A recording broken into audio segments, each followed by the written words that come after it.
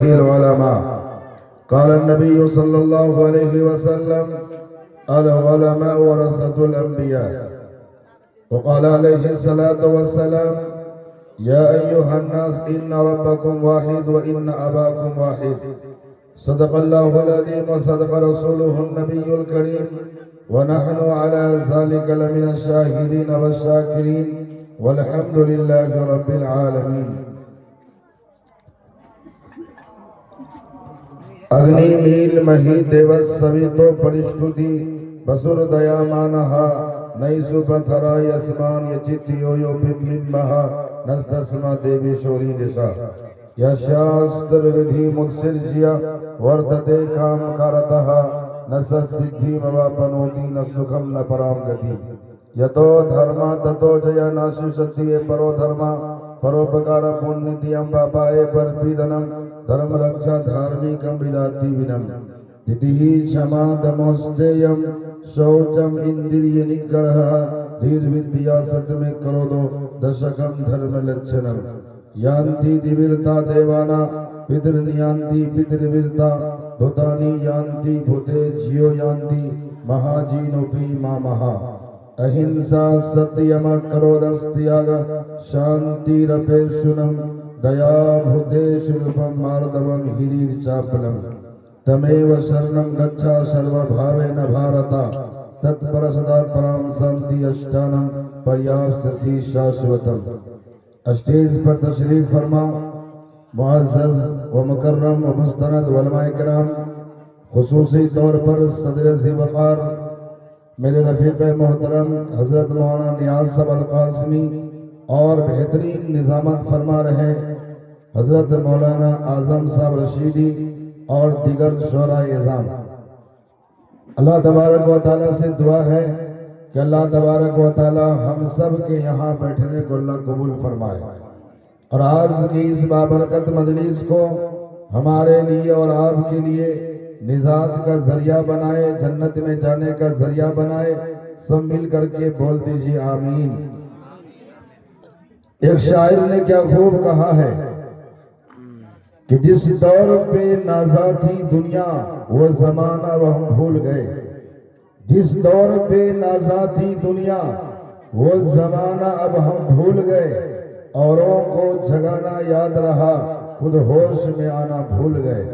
आजान तो अब भी होती है मस्जिद की फिजा में ए अनवर, जिस दिल से जिस ज़र्ब से दिल हिल जाते थे वो ज़र्ब लगाना भूल गए. मुंह देख लिया आईना में पर दाग न देखा सीना में. वाह क्या बात है. जी ऐसा लगाया जीने में कि मरने को मुसलमान भूल गए.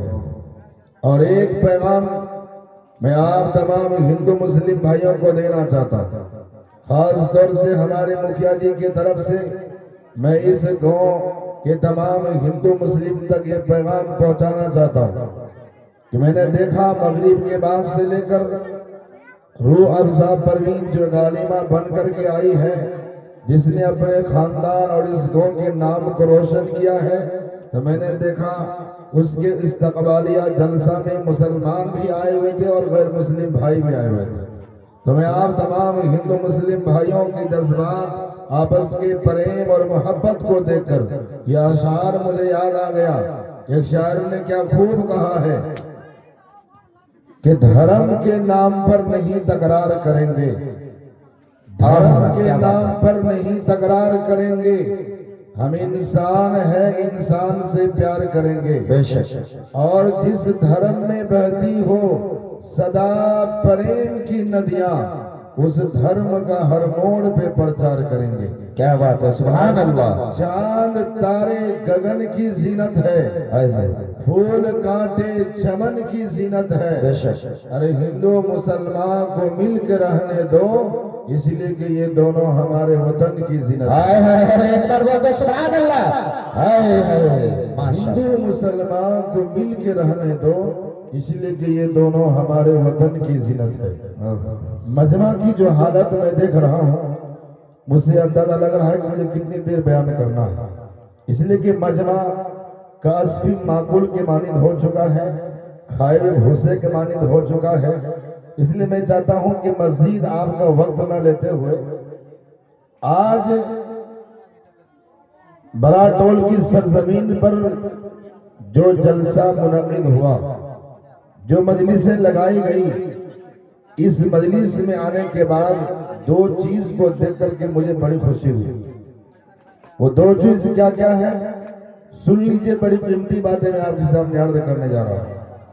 اور چونکہ میں 1 تاریخ سے لے کر کے اب تک میں مسلسل جلسے میں ہوں اور 15 تک لگاتار میرا جلسہ ہے، اور مولانا اعظم صاحب خوب جانتے ہیں، اور یہ بھی میرے ساتھ نظامت کرنے جلسہ میں جایا کرتے ہیں۔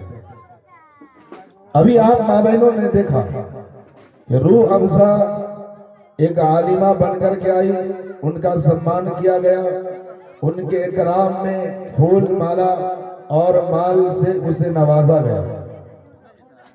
ایسے پرفتن دور میں ایسی مثالیں بہت کم دیکھنے کو ملتی ہیں، اسی لیے کہ میں روز جلسے میں جاتا ہوں۔ کہیں پر جلسہ مکتب کے نام پر ہوتا ہے، کہیں مدرسے کے نام پر ہوتا ہے، کہیں پر اصلاح معاشرہ کے نام پہ ہوتا ہے۔ بیٹھیے، اب دعا ہوگی تب جائیے گا۔ اب دعا ہونے ہی والا ہے 10 سے 15 منٹ میں، اس کے بعد چلے جائیے گا۔ پھر کیا فائدہ کہ جلسہ میں پوری رات گزارے اور دعا نہیں کیے تو کوئی فائدہ نہیں۔ دعا کر کے جائیے، مجمعہ کی دعا قبول ہوا کرتے ہیں، بس زیادہ وقت نہیں ہے، مجمعہ کی دعا قبول ہوا کرتے ہیں، اس لیے آپ حضرات دعا کر کے جائیں۔ لیکن واقعتاً اے مسلمانوں، میں نے یہاں پر جو ایک چیز دیکھی کہ آج کا جلسہ نہ تو کسی مکتب کے تعلق سے ہے، نہ کسی مدرسے کے تعلق سے ہے، نہ اصلاح معاشرہ کے تعلق سے ہے، بلکہ آج کا یہ جلسہ ایک عالمہ کے سمان میں رکھا گیا ہے۔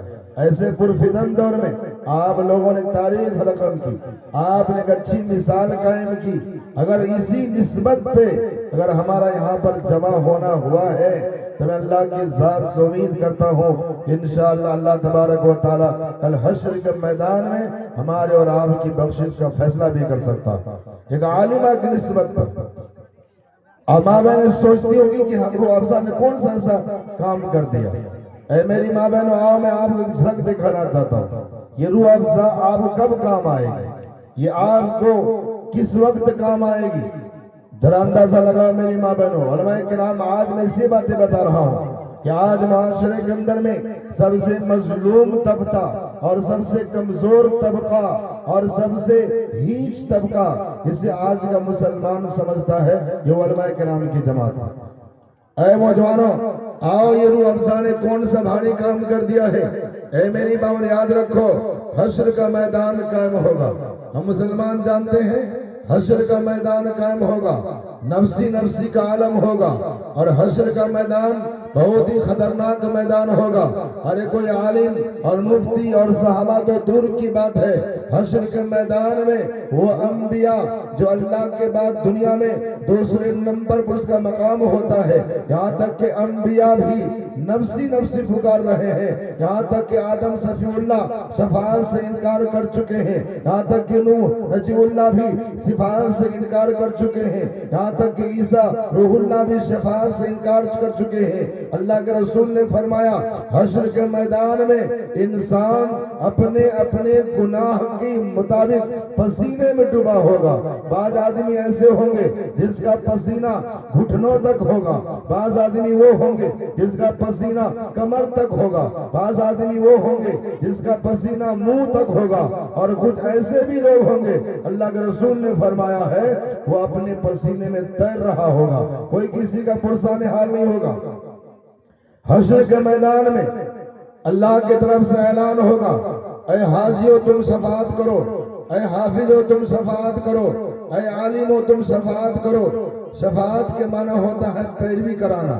جیسے اگر آپ کا بیٹا اگر شراب پیتے پکڑا جائے، چوری کرتے پکڑا جائے، ہم جا کر کے نیتا کے پاس پیروی کراتے ہیں، حضور میرا بیٹا شرابی نہیں تھا لیکن شرابی کے سنگت میں رہنے کی وجہ سے یہ چوری میں پکڑا گیا ہے، آپ میری شفاعت کر دیجئے تاکہ میرے بیٹے کو جیل نہیں ہو جائے۔ اے مسلمانوں، ایسے ہی یہ روح افزا بھی عالمہ ہے، ایسے بہت سارے عالم ہوں گے جو حشر کے میدان میں اللہ کے سامنے ہماری اور آپ کی شفاعت کریں گے۔ لیکن یاد رکھو مسلمانوں، جو آدمی شفاعت کریں گے ہر ایک کی تعداد متعین ہے۔ اللہ کے رسول نے فرمایا وہ حاجی جس کا اللہ نے حج قبول کر لیا ہے، وہ حاجی اپنے خاندان کے مادر 400 لوگوں کی شفاعت کر پائے گا۔ وہ حافظ قرآن جس کے باپ نے اپنے بچوں کو مزدوری کر کے حافظ قرآن بنایا، وہ حافظ قرآن کل حشر کے میدان میں ایسے 10 آدمی کی شفاعت کرے گا جس پر جہنم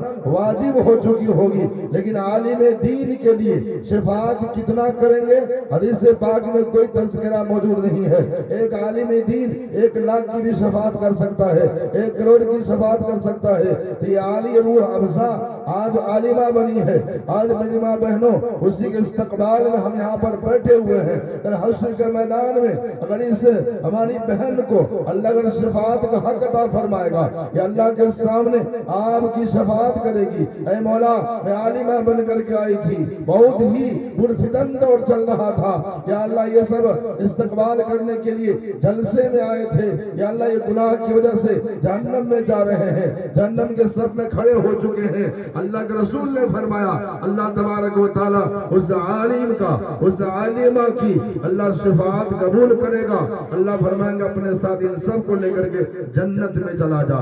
مسلمانوں، یہ عالمہ اس وقت کام آئے گی، یہ عالم اس وقت کام آئیں گے، ایک مسجد کا امام بھی اپنے مقتدی کا شفاعت کرے گا۔ تو ماشاءاللہ یہ روح افزا نے ایک عالمہ کی سند حاصل کر کے اپنے خاندان کا بھی نام روشن کیا ہے اور اس گو کا نام روشن کیا ہے۔ میں اللہ کی ذات سے امید کرتا ہوں انشاءاللہ اس معاشرے کے اندر میں ہماری عورتوں میں تعلیمی اعتبار سے بیداری پیدا کرنے کا ذریعہ یہ روح افزا بنے گی، اور انشاءاللہ اسی گاؤں تک محدود نہیں رہے گی، اطراف اکناف تک انشاءاللہ اس کے علم کا دریا بہے گا، علم کا فیض جاری ہوگا۔ ایک وقت آئے گا انشاءاللہ ہمارا معاشرہ ایک سچا اور پکا معاشرہ بنے گا، اسے تمام لوگ آج سے عزم کر کے اٹھیں، چاہے انشاءاللہ گھر میں غریبی کتنا آ جائے، چاہے مزدوری کیوں نہ کرنی پڑے، انشاءاللہ ہم لوگ بھی اپنی بچیوں کو، اپنے بچوں کو ضرور اعلیٰ تعلیم حاصل کریں گے، بولیے انشاءاللہ۔ اب لاسٹ میں ایک بات بول کر کے دعا کر دیتا ہوں، اس لیے کہ وقت بالکل نہیں ملا، اس لیے کہ بیان کرنے کے لیے نہیں آیا تھا، یہ تو صرف حوصلہ افزائی کرنے کے لیے ہم سب کی حاضری ہوئی تھی۔